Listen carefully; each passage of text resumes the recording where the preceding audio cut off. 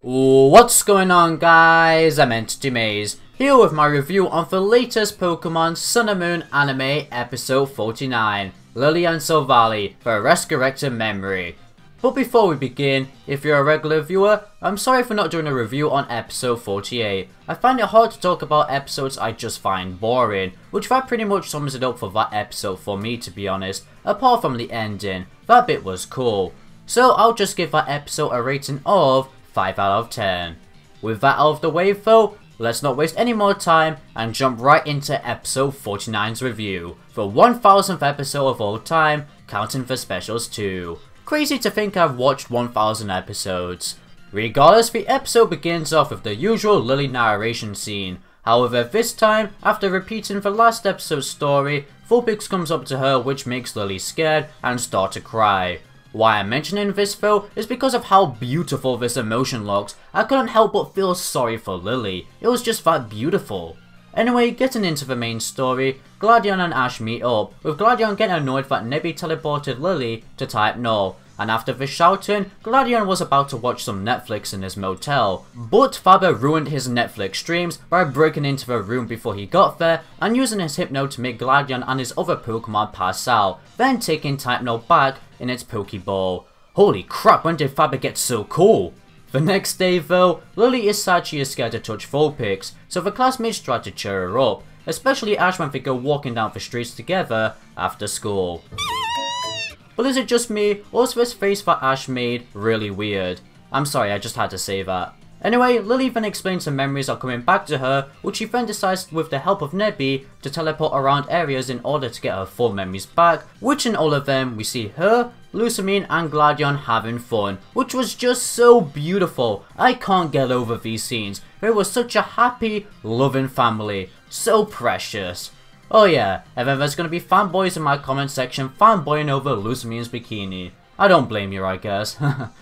Anyway, next Lillie then starts to think about Aether Paradise, which makes Nebby teleport her and Ash to the basement, which Faber then detects Nebby's signal and plans to abduct her to prevent her from remembering what happened to her as a child, even going as far as planning to erase her current memories. Faber even asked for the help from Team Rocket, but they decided to quit as they stated memories are important. Well done, Team Rocket, I was really caring of you, I guess. Meanwhile, while this was happening though, Gladion arrived at Aether Paradise to talk to Lusamine about what Faber did to him, which Lusamine states he thought he failed to create Type No and didn't even know he wanted to open wormholes to summon Ultra Beast, nor did she know that Lillie got attacked by an Ultra Beast, making her scared of Pokemon. Like goddamn, I guess Lusamine truly is innocent then.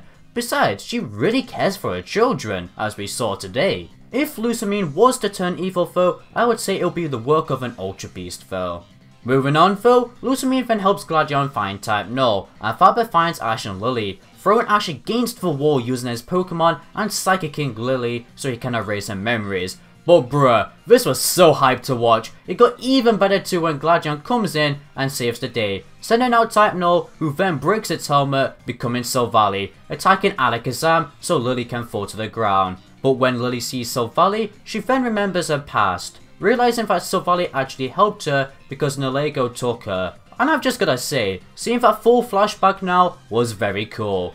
But the awesomeness does not stop yet. Gladion then throws a Dark type disc into Silvally, making it a Dark type, wrecking Faber's Psychic types. Like yo, that was brilliant and very awesome to see Silvally in action. However, Faber does sneak away when Lillie was thanking Silvally for helping it. Lillie now successfully managing to touch it, and even Nebby. Overall, Lillie can now touch any Pokemon again, which is just so heartwarming to finally see. But yeah, that pretty much wraps it up for that episode. So let's now move on to my overall thoughts of this story. What a way to celebrate the 1000th episode of all time. It had action, it had emotion, it had plot build up, it had a cool battle. Essentially, I didn't find anything boring in this episode. I loved it so much. But let's go one step at a time. So firstly, I like how Faber is pretty much the main villain of this arc. He was cool for once, and I can't wait to see even more of why he wants Ultra Beasts. Sure, he may not be as great as our previous villains in the anime, but I still love seeing him on screen. Secondly, the reason of why Lilie can't touch Pokemon is predictable / understandable, but I loved that so much too. It traumatized her that much. She was only a little kid, so to see her finally get over that event in this episode was just beautiful. I'm so happy for her. And now that that's out of the way, I hope we can see her come up with a new goal for the future. Like for example, wanting to become a Pokemon professor. I feel like this could make her character development even more great. And finally, Lusamine's character in this episode. What can't you love about her? We all assumed she was a nasty person, but in reality, no, not really. We just fell in love with her, which I love how the anime is giving that effect and unpredictability to us. But yeah, regardless of that though, I do also want to mention that there is one thing I wanted to see in this episode that didn't happen, which was an Ash vs Faber battle. I feel like that kind of action would have made the experience of this episode even more great, but I ain't gonna complain that much, as seeing Type Note evolve and wreck Faber's psychic types in one hit was pretty damn cool too. And by the way, to anyone who's wondering, no, I don't think Silvally nor Lilie are rushed. With the story elements said though, let's now talk about the animation and music elements of this episode. Firstly, for the animation, it was fluid throughout the whole thing, but the main highlights have to be the flashback effects, the psychic type moves, and just this art at the end of the episode. Pretty much all of it was eye candy. As for the music though, it was very nicely done in this episode. Of course, the best highlight being the Gladion theme. So outstanding!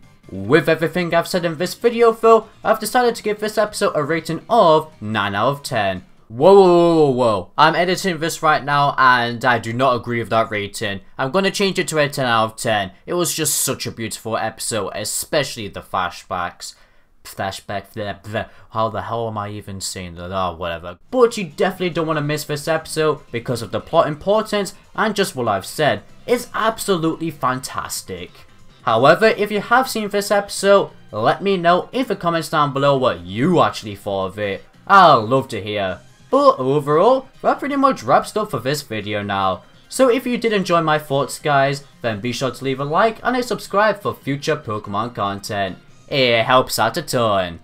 For now, this is Entity Maze, signing out.